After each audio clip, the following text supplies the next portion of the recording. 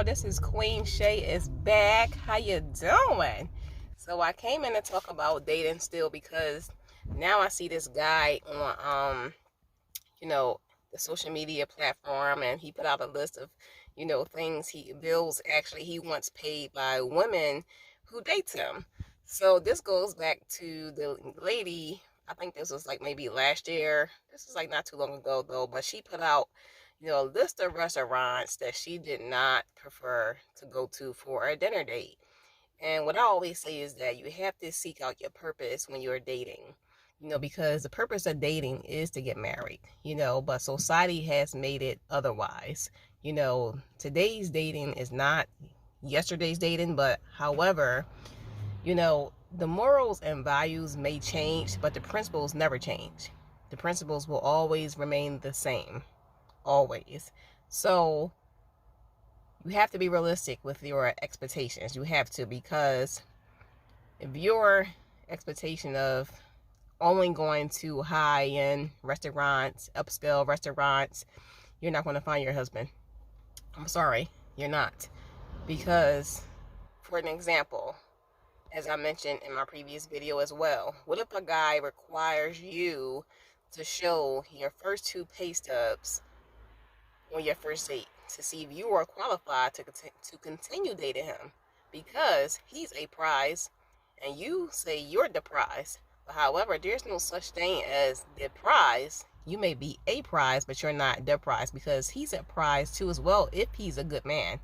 However, if he does that, you will feel some kind of way, like, who the heck does he think he is, and la la la, what the hell? But yet you want to put out an expectation of only going to high-end, upscale restaurants. Your purpose is to get to know him, right? And the same should be for him. Yeah, his purpose is to get to know you.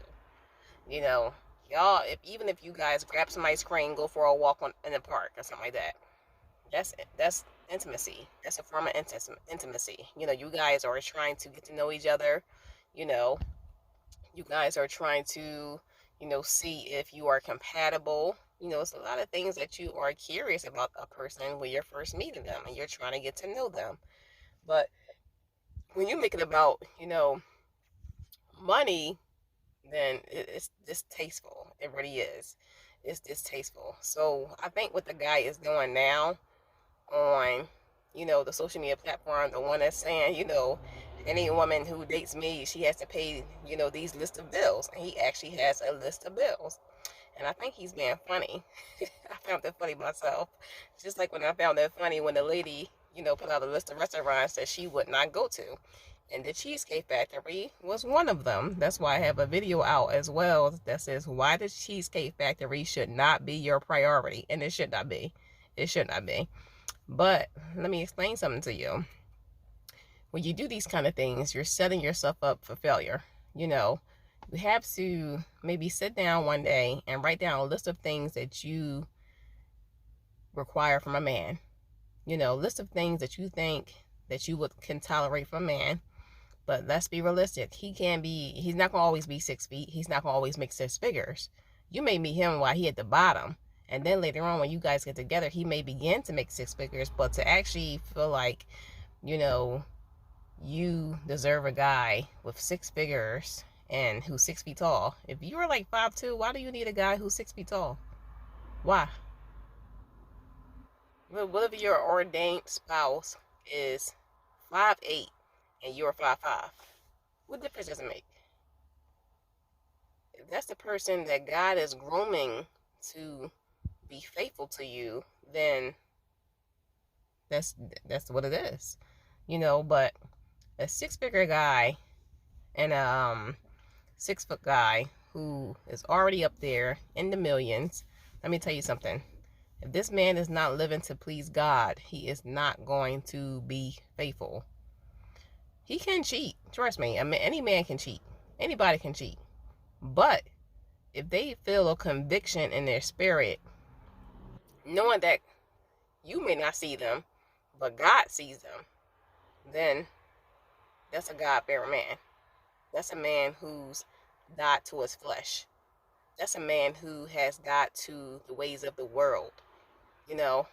You have to seek the Lord for your ordained spouse. You cannot, get married for looks. If you get married for looks, let me tell you something. Marriage ain't for you. Marriage ain't for you if you get married for looks. So, if you want to get married and have a successful marriage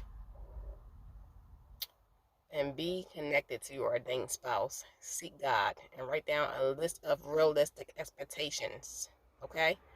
There's fools out here, on both ends, women and men, but there are good men left out of here. There's a lot of actually good men left here in this world. But when you have the mindset that, oh man, all men cheat, there are no good men left, then you're not going to find them because your mindset. You have to be open. I don't care if you guys just go see the movies or you guys just, walk around the park. That's intimacy right there. You're trying to build a relationship. You're trying to get to know him. Why does it matter where the location of the date should be? Like, I've heard stories where as though people, when they first met a person, they talked on the phone for a long, long time. Anytime you could talk on the phone with a person for like maybe 4 hours, 3 hours, 6 hours, without any arguments, any debates, that's one of the good signs that may be the man for you. And vice versa. That's one of the good signs. But if you guys have just met and you guys are debating and arguing, that's a red flag. You should not be arguing, debating about anything. He should not be trying to debate with you about anything. He should not be trying to argue with you about anything. Okay? So, have a purpose. Seek the Lord. Ask God to prepare your God-ordained spouse. God knows when you're ready to meet him. That's why you probably have not met your ordained spouse, because he's prepping you for him. He feels though God knows when we are ready. God knows us better than ourselves. So he knows when you're ready. But you have to continue to pray about it. Don't give up, because it's somebody out there for you. You just haven't met them yet. But continue to have faith. It's not easy. Continue to pray about it. Write a letter to God, God knows what we need before we even ask him. He knows what we want. God says, take delight in me and I will give you the desires of your heart. And it is so true. It's so true. So remember, God knows, God is with you. But don't give up. Have realistic expectations and have a purpose when you're dating. Write down your realistic expectations and set boundaries for yourself. And yes, a real man will wait whenever you're ready until marriage to have sexual intimacy. A real man, a man of God, will wait. So don't believe that. No man not going to wait, I got to give it up in 3 months. No. He will wait. If he sees that you're wife material, and if he sees that you're worth it, he will wait. But anybody who does not wait, that's another big red flag. So thanks for tuning in to Twain Shay channel. I appreciate you. Don't forget to subscribe to my YouTube channel. Stay tuned for more. Thank you.